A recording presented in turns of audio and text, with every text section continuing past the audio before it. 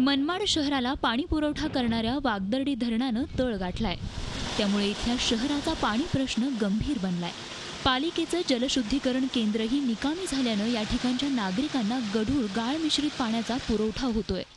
अक्षरशः पाण्याच्या भांड्यात खाली गाळाचा थर साचलेला पाहायला मिळतोय। त्यामुळे इथल्या 1 लाख लोकसंख्येच्या शहराची पाणी पुरवठा योजना सध्या रामभरोसेच असल्याचं पाहायला मिळतंय। 1.5 महिन्यानंतर पाणी आलेले पाणी एकदम इतकं गाळ म्हणजे का अक्षरशः ते जनावर पण पेणार नाही आणि ते आम्हाला माणसांना प्यावं लागणार आहे। याच्यापेक्षा तर आमची काही दुर्दैव अवस्था सांगता येण्यासारखी नाही त्या पाण्याविषयी। पाणी पिल्यानंतर तर जुलाब आणि आजारीच पडण्याचं काम नगरपालिकेची आता काहीच नाही, काही सोय फिल्टर नाही ना, काही नाही। तर पाणी निर्जंतुकीकरण करूनच दिलं जात असल्याचा दावा पालिका प्रशासनानं केलाय।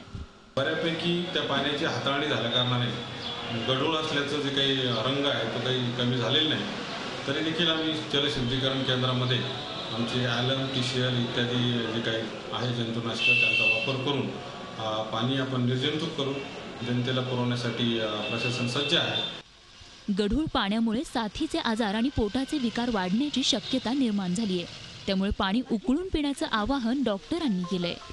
आपल्या घरगुती आपण ज्या ठिकाणी पाईपलाईनने पाणी आपल्याला येतं तर घरामध्ये सुद्धा आपण ते पाणी फिल्टर करून आणि त्याचा वापर केला पाहिजे, जेणेकरून मग आपल्याला स्वच्छ आणि शुद्ध पाणी प्यायला मिळेल।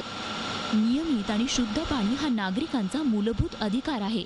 आता शासन आणि पालिका प्रशासन नियमित आणि शुद्ध पाणी पुरवठा करून नागरिकांना त्यांचा मूलभूत हक्क मिळवून देणार का, हाच सवाल या निमित्तानं उपस्थित होतोय।